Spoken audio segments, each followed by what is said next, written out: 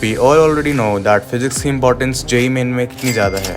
जिसकी फिजिक्स पे अच्छी कमांड होती है वो एक ओवरऑल बैलेंस स्कोर लाके काफ़ी अच्छी परसेंटाइल निकाल लेता है, but chapters like rotation, ray optics etcetera सारा कॉन्फिडेंस डाउन कर देते हैं।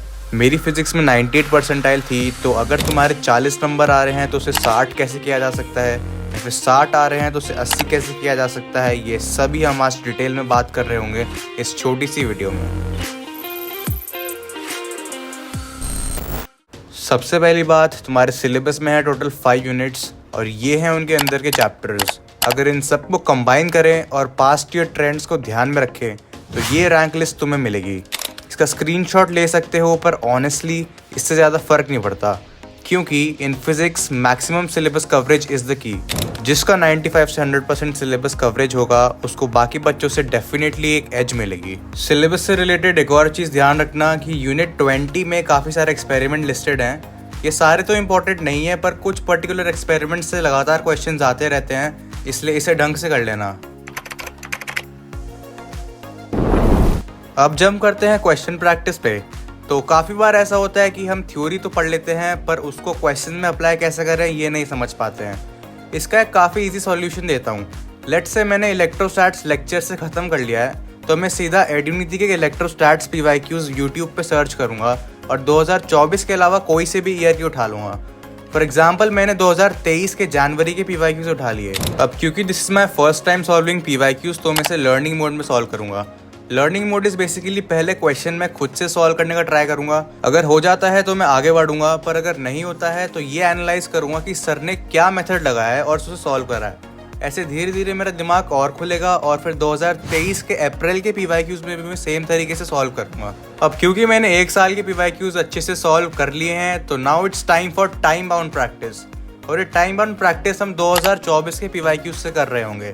बच्चे यूजुअली टाइम बाउंड प्रैक्टिस की वैल्यू समझ नहीं पाते हैं, पर ये रियलाइज करना काफ़ी इंपॉर्टेंट है कि अगर तुम्हारे घर के एनवायरनमेंट में तुमसे 30 मिनट में 10 क्वेश्चन बनते हैं, तो वही एग्जाम हॉल के एनवायरनमेंट में तुमसे 30 मिनट में सिर्फ 5 क्वेश्चन बन रहे होंगे if you don't do time bound practice. इसलिए इसकी इंपॉर्टेंस को समझो, इससे तुम्हारे मॉक टेस्ट के स्कोर्स भी काफ़ी इंप्रूव होंगे। एक और क्रिटिकल पॉइंट है शॉर्ट नोट्स मेकिंग। सैम्पल के लिए मेरे शॉर्ट नोट्स देखो। इन सबको मैंने एक फिक्स पैटर्न से बनाया है, जिसमें I include all concepts, forgettable points and सब इंपॉर्टेंट क्वेश्चंस।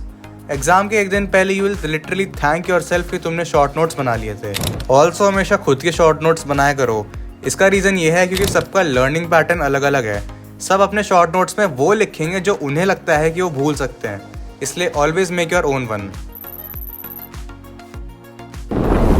अब ये काफ़ी डिबेटेबल टॉपिक है कि तुम्हें सिर्फ बुक्स पढ़नी चाहिए या फिर एंटायरली लेक्चर्स पे डिपेंड हो जाएं, तो it's completely on to you. तुम्हें डिसाइड करना है कि whether you are a book guy और a YouTube guy. At the end of the day तुम्हें कॉन्सेप्ट समझ आने चाहिए and that is all matters.